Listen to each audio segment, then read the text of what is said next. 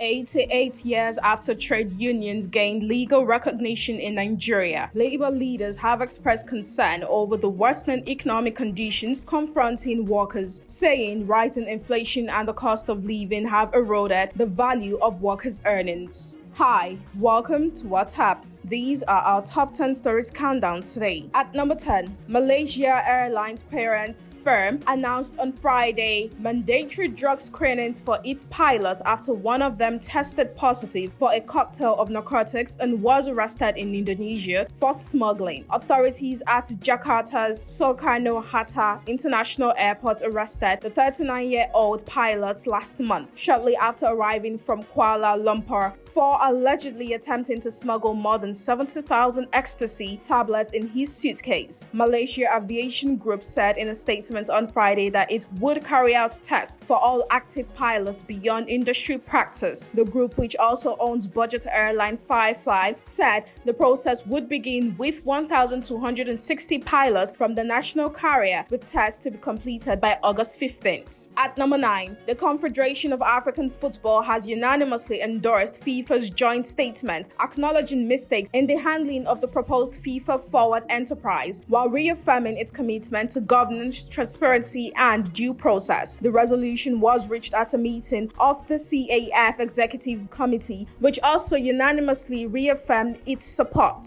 for FIFA President Gianni Infantino. Meanwhile, FIFA apologized on August 6, 2026 after acknowledging that mistakes were made in how the proposed FIFA Forward enterprise was presented. At number 8, the Nigerian Association of Medical and Dental Academics has issued the federal government a 3-week extension to conclude negotiations over its outstanding demands. The association, in a communique issued to a newsman in Uyo on Friday, threatened the failure by the government to conclude the negotiations within the period ending on August 31st, 2026 would result in the declaration of a strike. According to the communique, which was endorsed by the President, Dr. Nosa Lansi Ohio, and the Acting Secretary General, Professor Eneka Peter, the 3-week extension was adopted at the end of the association's Emergency National Executive Council meeting. At number 7, Nile University of Nigeria hosted the Honorable Minister of Higher Education, Research, Science and Technology of the Gambia, Honorable Prof. Pierre Gomez, as part of the National Universities Commission coordinated study tour to strengthen institutional learning and knowledge exchange in higher education. Selected as one of the universities for the official engagement, Nile University provided the Gambian delegation with first-hand insight into its approach to academic delivery, innovation, digital learning, entrepreneurship, and students' development. Speaking during the visit, Honorable Professor Gomez described Nigeria as a long-standing and valued partner in the Gambia's higher education development. At number 6, former Vice President Atiku Abubakar has raised concerns over a suspicious credit into one of his private bank accounts, alleging that his confidential banking details have been compromised. Atiku, who is the presidential candidate of the African Democratic Congress, disclosed this in a statement on Friday signed by his senior special assistant on public communication, Frank Shebu. The statement said the transfer was made by an individual unknown to the former vice president with the narration contribution electioneering campaign. According to the statement, the circumstances surrounding the transaction were deeply troubling, as the account was strictly private and its details were not publicly available. At number 5, the Police Service Commission on Thursday handed over 50,000 newly recruited police constables to the Nigeria Police Force for training. In a statement, the Commission spokesperson Torati Kalu said the handover was preceded over by Commissioner retired Justice Paul Galjume, in line with President Bola Tinubu's directive and relevant statutory provisions. Galjume thanked the President for supporting the recruitment exercise and formally presented the successful candidates to the police for training at designated police colleges and other approved institutions. At number 4, 2 Nigerians have been sentenced to 20 years imprisonment each by a Ghanaian court for trafficking fellow Nigerians into Ghana under the guise of offering them jobs before allegedly forcing them into cybercrime. The suspects, Kingsley Inform, 29, and Emmanuel Akang, 25, were found guilty of human trafficking and causing harm by Circuit Court B in Tema after a full trial. According to a statement issued by the Ghana Police Service on Facebook on Wednesday, and sent by our correspondents on Friday, the two men lured Nigerian nationals to Ghana with promises of employment before holding them captive and compelling them to engage in internet fraud.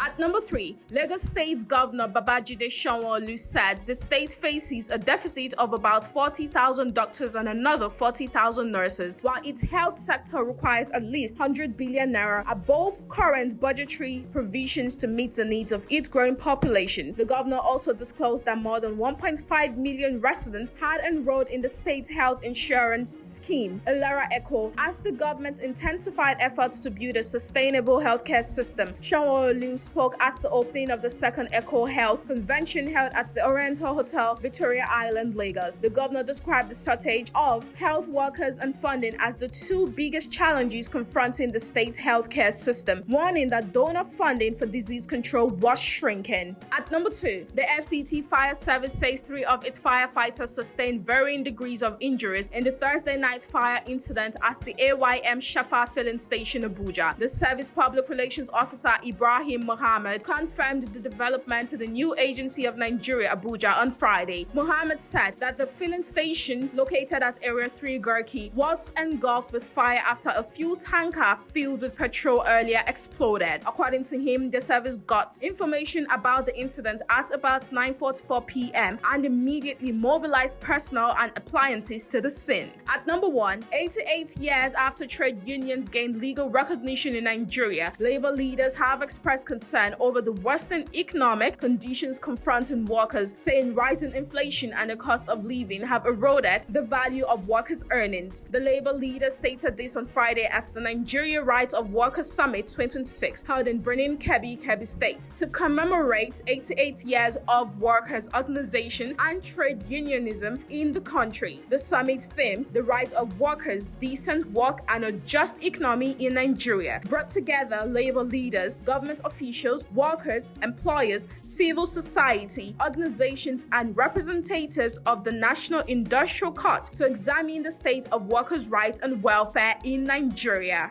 That's all for today. See you next time on What's Happening.